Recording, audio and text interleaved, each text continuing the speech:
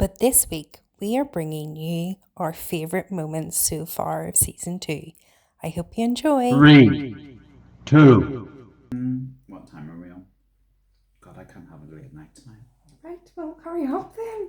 All right, Mum. Ready? Born ready. Hello and welcome to Musical Lyrical Lingo. We're your hosts, Tim And LJ. Today and every week we will be discussing musicals, but specifically what they taught us. Are you ready? Because every time you're like, hold on a wee minute, hold on a wee minute, hold on a wee minute, hold on a wee minute. An artiste has to prepare. I know. You're still chewing that nut though that we I had am. to wait for. But what the listeners didn't hear was we did start hitting the record button and all we could hear was the crunching noises and we were like, okay, maybe we're not gonna We're going to have to start again. we're gonna have to start again, yeah. And then hello and welcome to Musical Lyrical Lingo. We're your hosts, Tim And LJ. Today and every week we will be discussing musicals, but specifically what they taught us.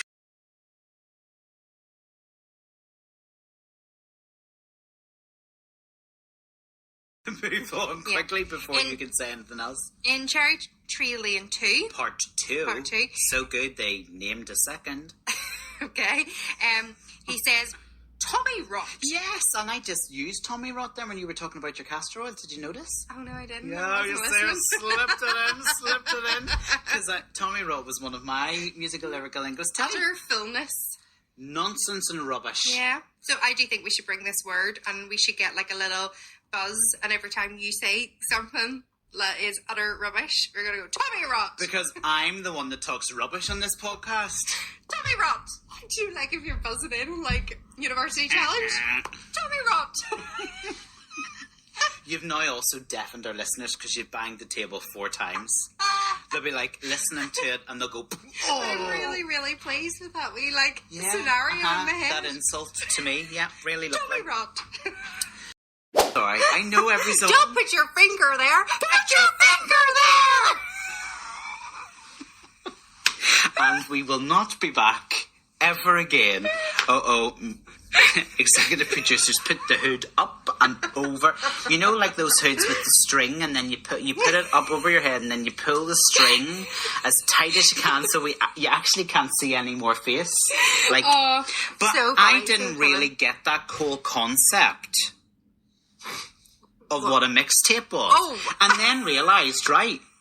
Okay. We made each other mixtapes the whole way through school. I know, and I was going to talk about this. Yeah, and you and a couple of other friends for my birthday one year made me a mixtape. It wasn't a tape, it was a CD. CD, yeah. Burning CDs was all the rage when we were in school. Number God, 2. here we go. Number 2. The first one was How do you remember this? I just do. Everybody had picked like a song either that reminded them of me or a song that I always sang. And there was number 2. There was this really slow instrumental song, and I was like, this is really lovely, but could somebody tell me who picked that? And our friend Alison said, it was Timothy Sound. And I was like, oh, thank you so much. Why did you choose Moon River? And you were like, because you love that song. And I was like, well, first of all, it's instrumental. Nobody's singing on it. And no, I don't love that song. Where'd I get that from? And then you were like, where did I get that from?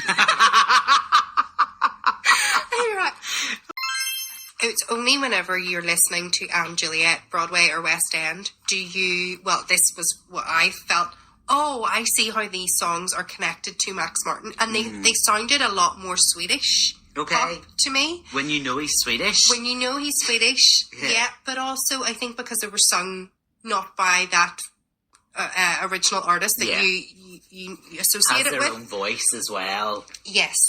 So then it started to make more sense that why these songs were chosen, and how they fit in so well to the story. Yeah. And I think what Reid had said as well, he has such a back catalogue that he could have just shoved 20 songs in there, 20 more songs in there. And it wasn't so much that he needed to be careful or mindful of Max. He just knew that no matter what song he chose, it was going to tell a really powerful story in connection to his Juliet story. And the other thing I thought was quite interesting was that many of the songs have been chart hits for strong female artists, strong female role models, which is also significant as in And Juliet, Juliet begins to explore her own potential. Yep. You know, and kind of like steps away and kind of goes, I don't actually need Romeo to be, you know, significant or strong. Like, and I thought, that's so clever. So even in the songs that they picked, it kind of had that strong, you know, female vibe. Yep.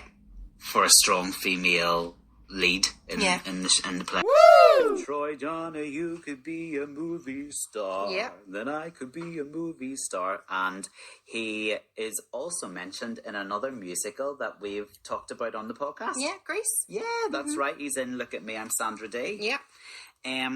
Another name check from the character Connie is I was never gonna be a Maria Tallchief. I need to listen to the soundtrack again. Tallclief. And then she sings I was just a peanut and point because she's tiny. Yeah. But Maria that she's talking about was an American ballerina considered. It's really annoying me that I can't actually pronounce her name now. I'm turning to you.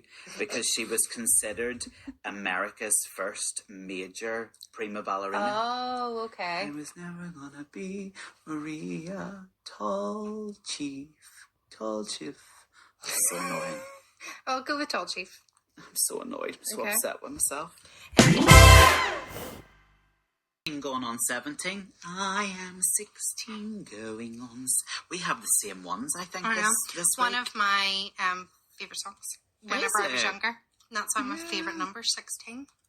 Right. Oh, really? Yeah. Even though you hate the musical so much. I know, but you've got your favourite I number? thought, you know, being 16, you were really grown up.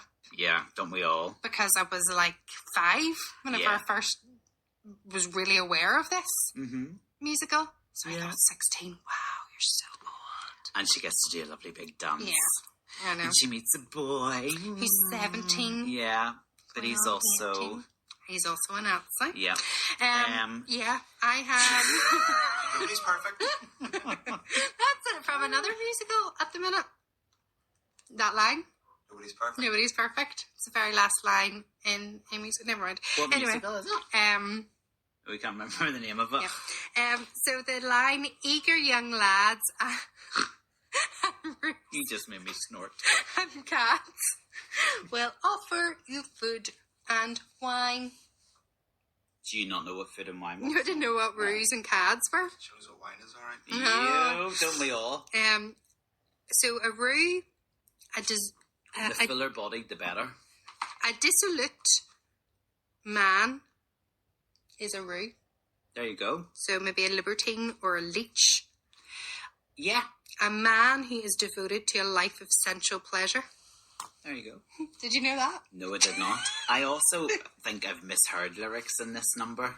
Oh. Because timid and shy and scared are you of things beyond your... Prime? Right, you heard prime, Yeah. I heard care, Oh. right? And it's actually Ken, K-E-N. Yes, Ken. That's right, I had that too. Not in your area of knowledge is what Ken means. Or in a this one. range of vision. What? A range How of does that vision. make sense in the lyric? Oh, Things- so whenever Scottish people say, I didn't Ken. I didn't he can, Ah! it means they didn't know, it wasn't within their range of knowledge. Yeah. Or their range of vision. Ah. Wow. This We is taught why we him do. something from a musical. This is why we do this podcast. I know. Let's close it down, we're done.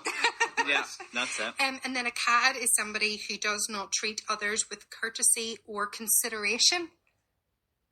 There you go. So like that, there's quite a lot in that Yeah. eager young lads and roos and cads. So instead Yeah. of just saying bad boys, Yeah, and they sing about bachelor dandies, drinkers of brandies. Yeah. A dandy man dressed smartly. mm-hmm. A bachelor dandy's a single man who dresses smartly. Be careful of those ones. Oh,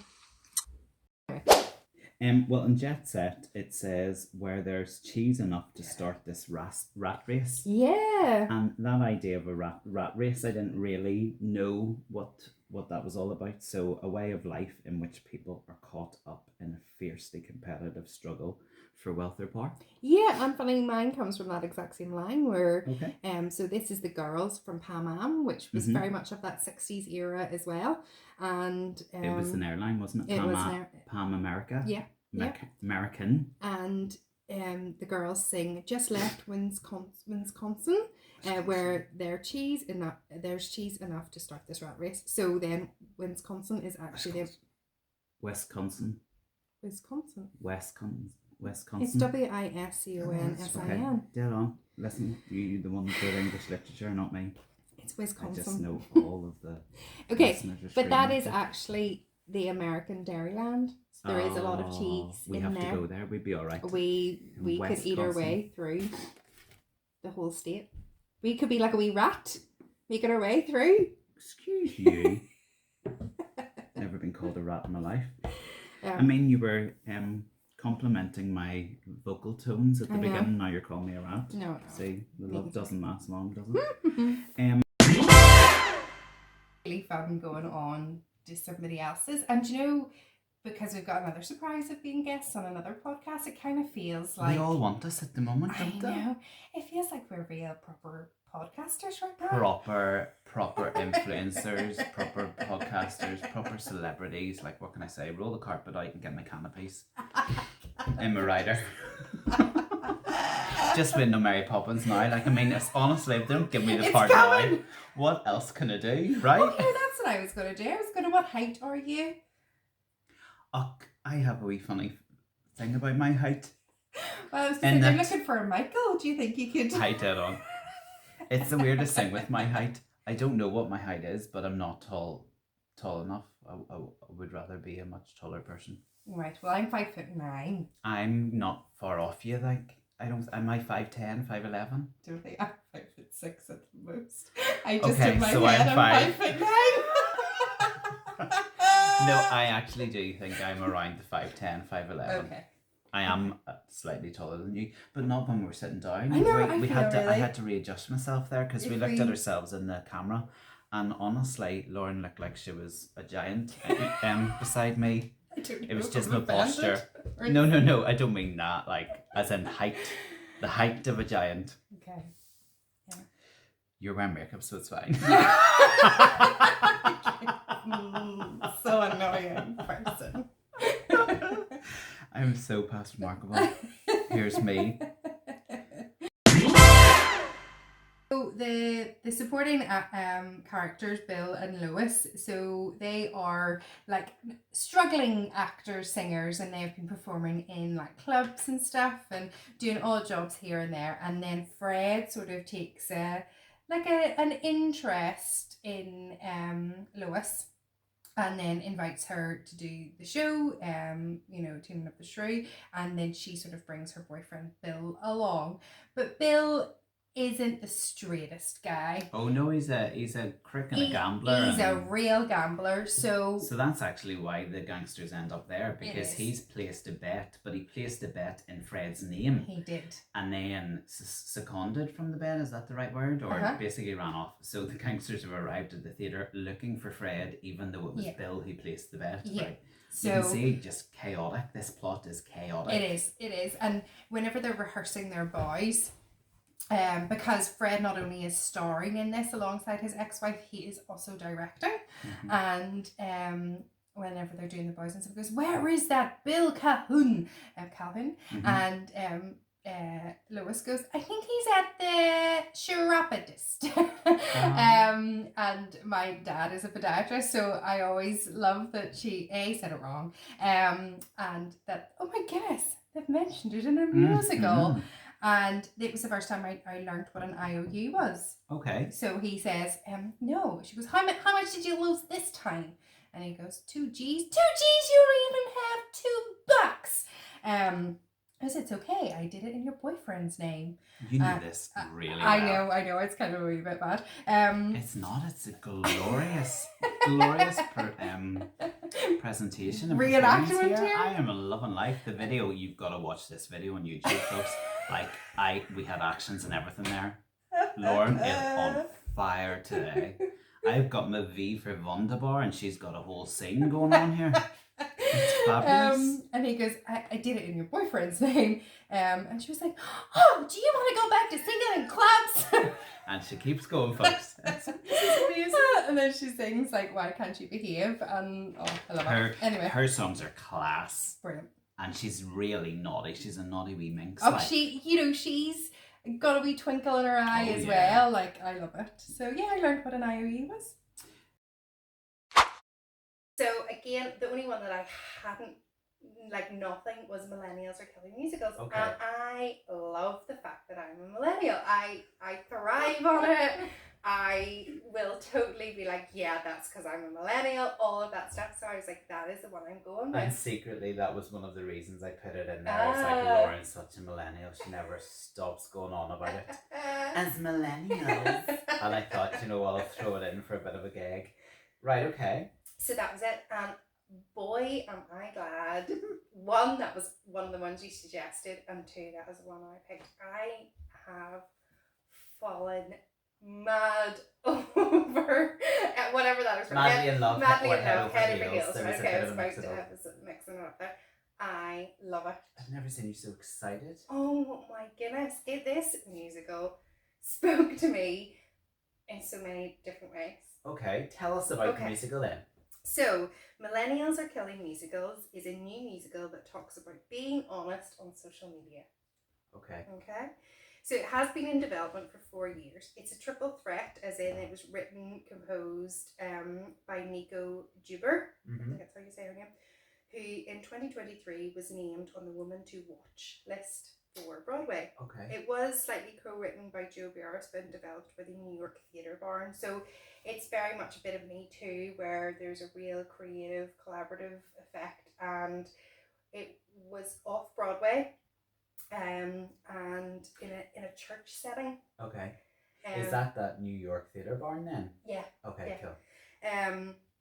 And it's so fresh and so new. So it was only like announced in May 2023 that there was going to be an off-Broadway version, that there was going to be a cast recording as well done. So what we are only in like May 24, so this is still really new. Yeah. You were so excited. Your face is beaming. This is hilarious. I love it. Okay, so it is about Brenda, who is a single mum who's struggling to figure out how to parent and do life. It's fun, it's funny, but it's almost sitcom-like. It's 90 minutes long. For me, it was just different, I suppose, from what we have been doing on the podcast. And the only way I could describe a similarity to it would be I Love You, You're Perfect, Now Change. Okay, you're freaking me out. Why? We'll wait until we get on to my choice, and I Love You, You're Perfect, Now Change might return. Okay. Interesting. So there aren't many documentaries on this for those that know that I love a documentary, and because it is so fresh and new, there isn't a lot. Like there's not even the lyrics somewhere. Yeah. So I've really had to listen to this. Same. There are interviews with Nico on YouTube and little TikTok snippets here and there, and I've seen some workshops and some little like late evening people singing in bars some of the songs. I've done what I can to kind of get a good enough feel of it. But because it's so different, I thought it was just really fresh. Yeah. And the questions are urged within this musical about what is personal, because there's this blur now with the use of social media. So what do we keep to ourselves and what do we share? Yeah. And it's about a mum. I'm not a single mum. I have a very loving, devoted husband. He's sleeping in the corner. He's sleeping in the corner. But I have some of the same worries, questions, and identity problems as Brenda. Okay. So whenever listening to some of the songs, I got it. I understood it. Now I'm saying that I don't think you need to be a mum to understand this, but I think it helps. But that's so we've also listened to each other's choices, Yeah. just so that when Lauren's talking about millennials, I know what she's maybe talking about.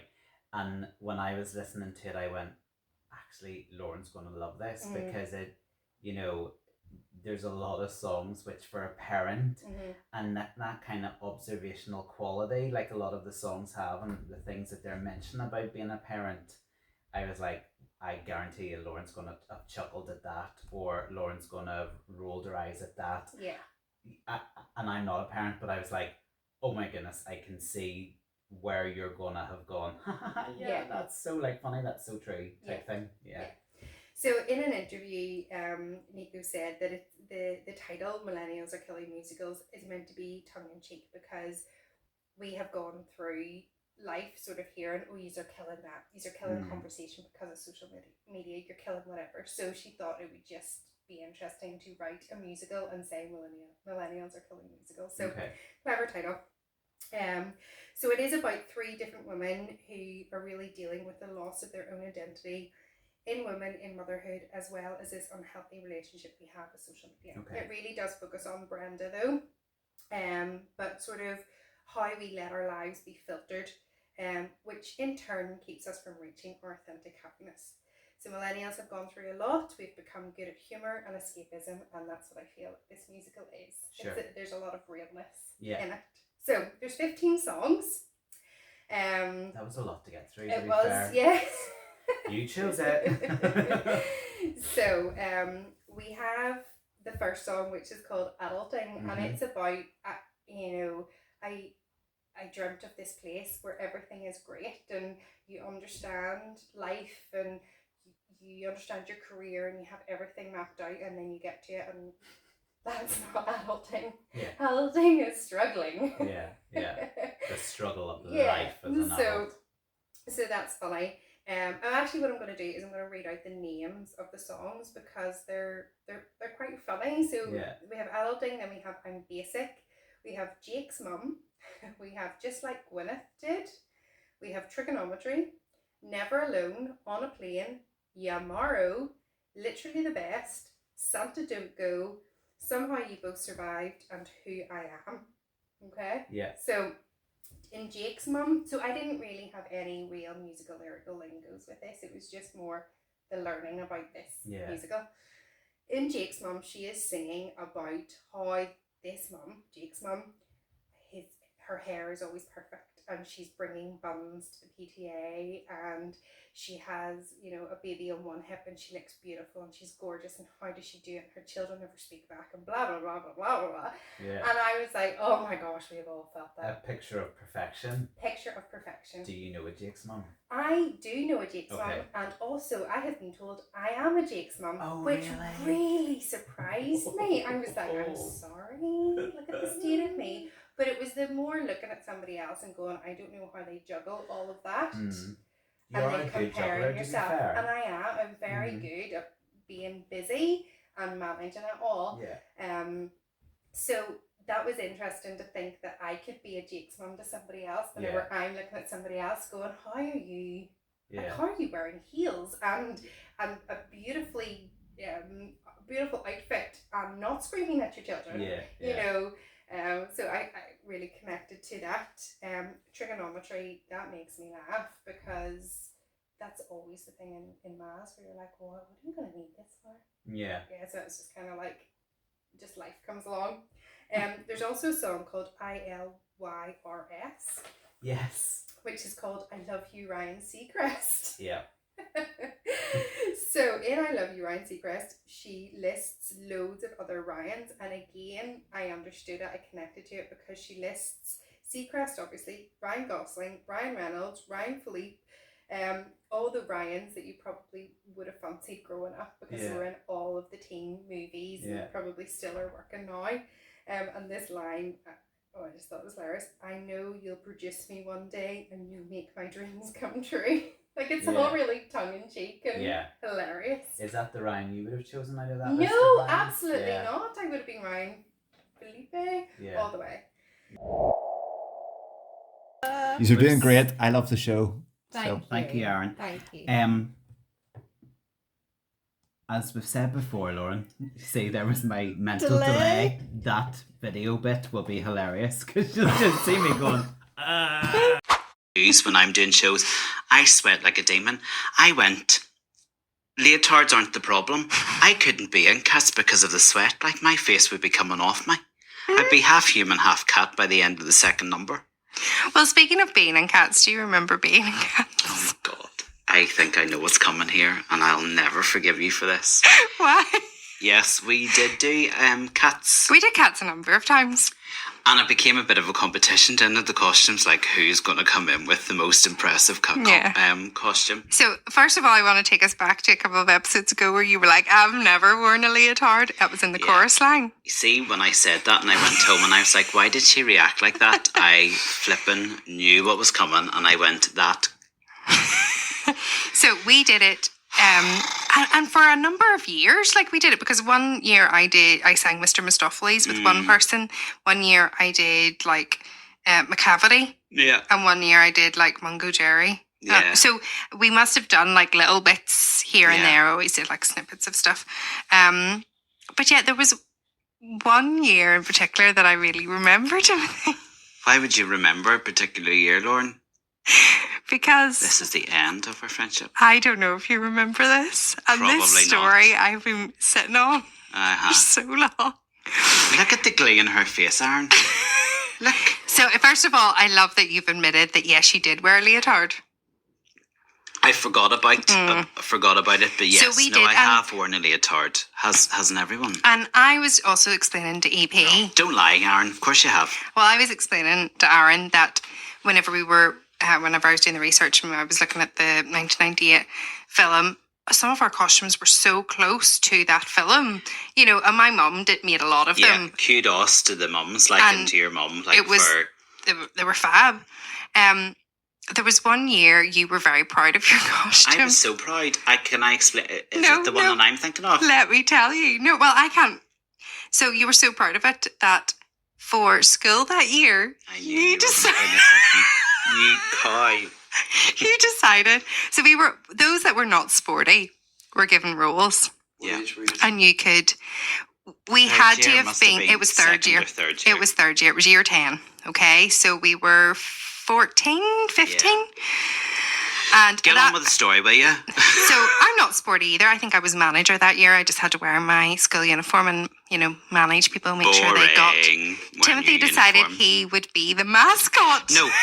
Let me tell you how it is. Because I was the mascot every year, Lauren. I know. Every year I was the mascot. Because there was always a colour. And I always had a costume to fit every single colour. I know, but this year was black and white. And I had a costume for black and white. So you decided to go to school dressed as a cat in my leotard. And with my grey Tina Turner wig that we had put candle wax on to create 2 pointy ears. Timothy, this image will stay with me until I die. My wee tail hanging out the back. And you came over to check that everything was okay because I was managing. With my wee leg muffs and my wee hand warmers. This was in Ward Park, our local park. Yeah. And you pranced off like a cat. Correct. Commitment to the cause. The mascot. And I stood in disbelief. We were like, is he actually? See, here's the thing, Lauren. In school, you were cool or you wanted to be cool. In school, I wasn't cool, nor was I ever presumed to be anywhere near the cool scale. So you just got to own it, and I bloody owned it. You did. Who's the we that we put candle wax? Who's the we? It's Mum and Dad. Yeah, my mum made that costume. Yeah. And they didn't think it might not be a great idea to send a 14, 15-year-old into school with I don't think there was any telling me, to be fair. Like, no, I was the mascot. Every year I was the mascot. The year before I came in purple dungarees with a purple gingham check shirt. That one was totally fine. Purple dungarees and gingham, that one was okay. I wouldn't say totally. The leotard no, not totally. Didn't leave much to the imagination as you pranced around. That's why they were all the gravel. They were all lining up. Listen, somebody got memories from it anyway. Midnight. Timothy, it is my... In fact, I was raging they didn't let me have a song, to be fair. It was I was my... happy to open the ceremony. Like, I was happy to start the sports day with a wee show tune. Jellic, I could have done a one-man Jellica ball. Timothy, you did. Jellica songs for Timothy, Jellica. you did. Did I? Yeah. You did. Good. Well done, me. You were a cat and you were singing. It was Longer applause, yeah. Longer, yeah. You were. You didn't walk. You know, like some people here, I'm the mascot, and you were a cat from 9 o'clock in the morning to 3 o'clock. You Absolutely. were that cat. Yep. And it is my favourite memory of you. Oh, thanks. And whenever you agreed to do this podcast, I was like, yes, I can tell my story. You have waited for a whole season to get that off. Does that mean this is Timothy, us? We're not doing this anymore? Never, ever, ever forget that image of you. And at me going, does he know that he's dressed like that? Not in stage school? Does he know that it were school? Is he okay? But you were as happy as Larry. I was as happy as Larry. Listen, and I was so proud of you. At no point was ever going to be popular, so it didn't bother me. You did become head boy, so you must be popular at some point. Yeah, what do you think the turnaround was, Lauren? The black and white leotard. You should try dressing up as a cat. And this is where I produce photographs. No, it's you not. better not have a photograph. No, I think I was clued in enough to go, no photographs, please. You need to speak to my agent. Yeah, I mean, it wasn't one of my finest moments, I don't think. So funny. Like, you look back and you go, you idiot. Like, what were you thinking? But I never will forget you did one of those leaps. Shitty! That's it. Into the air. I'll be back. And I was like, but you need to be over here. And you were like, I'll be back. Lauren, on that day, they were like flies round you know what. Let me tell you. Nobody was interested in who came first, second or third. No, they weren't. They were just interested in the prancing cat. Doing laps. And singing. What did I sing? Jellicle cat. Yes. I am think at so one point proud of my, like, no, I know. What age would you have been? 12? You were 14, 15. Oh no, my you God, were 12. You were not 12. You were 14. Okay, this is now like, we're over the hour. I think we need to sign this off now, Lauren, for this week's podcast. Okay. Yeah. Okay. Do you know what's really annoying, though? What? I'm sitting here going, I'll get her back. Like, I will 100% get her back. But I can't think of any, apart from the time you didn't put your knickers on, but that doesn't link it. Like, when will I ever be able to tell that story? We've also told that story. We have, haven't we? Yeah. That is your defining moment, and it's been and gone. Yeah. Do you have any more stories like that for me? No. Okay. I don't. Not that I can remember at this moment in time. No, I don't think so. That was my number one story of I cannot wait till we do Cats. Do you know what? If I could have still fit into the leotard, I'd have arrived in on tonight, to be fair. But it made me laugh so much when a couple of episodes ago you said, I've never worn a leotard, and I was like, he can't remember. Do you think can't remember? No, I can. There's just maybe certain moments in history you blank out. Yeah. Oh, but you know what? I was so proud of you that day. I was proud of because you were myself. your true self. My days were on point. Cat. And I think we did win Best House for Mascot. Yeah, of course we did. Yeah. Just saying. Well done. Thank you and good night. My work here is done. Thanks for listening. We'll be back next week with a brand new musical. Bye.